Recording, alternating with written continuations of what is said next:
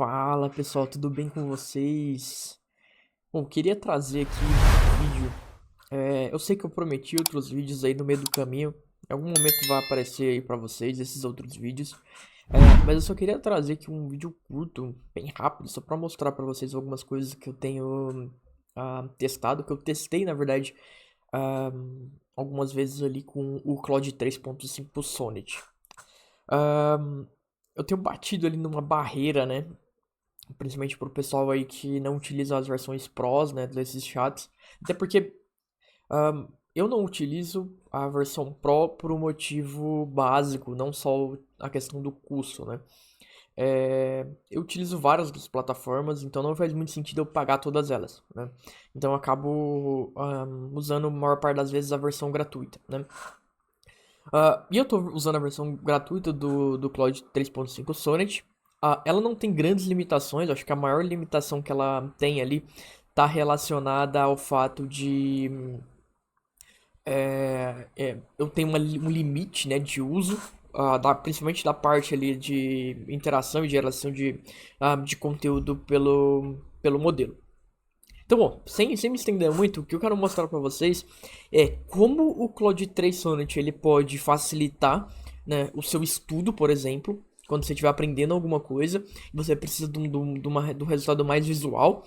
Obviamente, ele não é 100% preciso naquilo que ele está te demonstrando, mas ele vai te ajudar muito a entender como as coisas funcionam, né?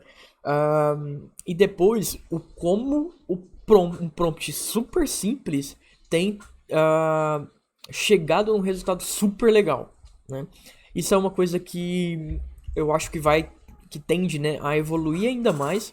Cada vez mais a gente vai ter prompts mais simples chegando a um resultado melhor, né? E isso é bem interessante porque durante a boa parte do tempo, né, a gente fala sempre sobre prompt engineering, prompt engineering, prompt engineering. Isso é importante para fazer esse ajuste fino, né, do meu resultado, mas cada vez menos ele tem sido super importante, né? Para gerar um resultado ok. O resultado excelente ainda é muito importante que você faça esse ajuste fino, né, do seu prompt, que são coisas que eu não tô fazendo aqui. Então, tudo que eu vou mostrar para vocês são coisas que eu gerei usando uma técnica de prompt ali super básica, né? Simplesmente pedindo para que o meu modelo gerasse aquilo. Então, isso tem sido bem interessante, né? Porque no final das contas, eu não tô precisando ali fazer um trabalho super complexo de prompt engineering e no final das contas o Claude ele provavelmente faz isso por trás, né? Então sem me estender mais aqui, né, vou abrir ali e mostrar pra vocês, tá? Bom, primeiro exemplo que eu tenho aqui, de novo, o prompt que eu fiz ele é bem simples, eu preciso fazer algumas interações com o meu modelo para que ele traga uma resposta um pouco melhor, né, e vou fazendo esse ajuste fino. E é muito importante deixar claro, se eu aprimoro o meu prompt, com certeza eu vou ter um resultado melhor. Ahn, e se eu vou limpando nessa memória do meu modelo, provavelmente também. Então, são duas coisas aqui que são bastante importantes de deixar claro sobre esse funcionamento. Então, primeiro que eu pedi para ele foi para ele me criar, né, uma demonstração visual em como os Transformers funcionam. Ele me deu uma resposta, ele me deu um código aqui em React, né? Isso é importante deixar claro para vocês. Tudo o que o Claude tem gerado, né, para essa interface gráfica dele é em React, né, que é uma ferramenta é um framework de front-end JavaScript, né? Então, se você não conhece o React, ele vai gerar algumas coisas, mas talvez você fique um pouco limitado na questão de como você consegue aprimorar, né, esse código. Então, talvez você vai depender muito mais dele para aprimorar o código, tá? Ele me passou algumas informações sobre cada um dos steps que ele tá criando enfim, como ele gerou esse código. Depois eu pedi para ele, né, de novo, agora você pode criar um transform interativo, onde eu posso importar uma informação e você me mostra ali interativamente como os cálculos são feitos, né? E aí ele me gerou um novo código.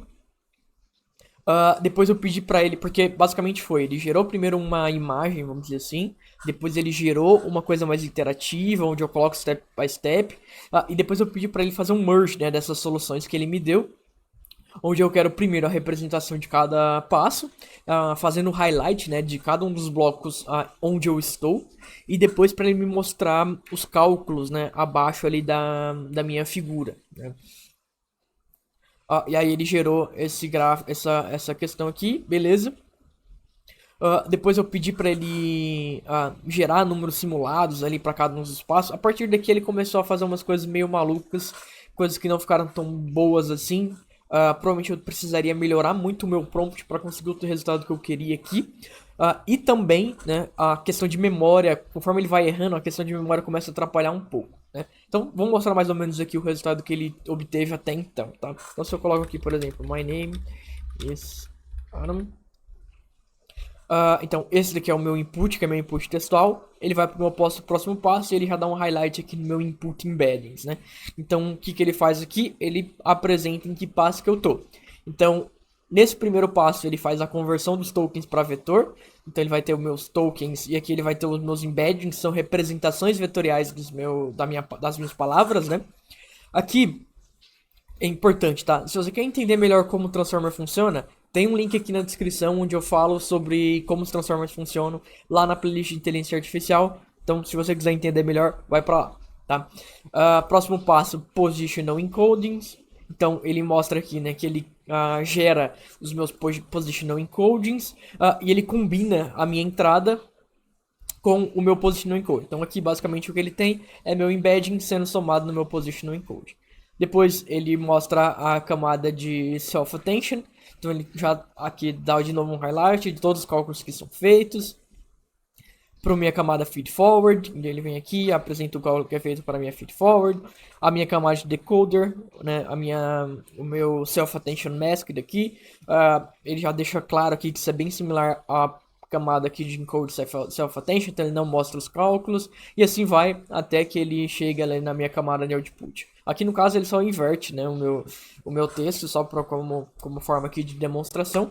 Mas o que é interessante é que com um prompt simples eu consegui fazer com que ele mostrasse para mim o passo a passo de como as coisas funcionam num Transformer e todos os cálculos que ele deveria fazer, né, para esse Transformer. Então isso aqui é bem interessante. É uma coisa que a gente já tinha visto ali, né, quando eu apresentei para vocês o Claude 3.5 Sonnet.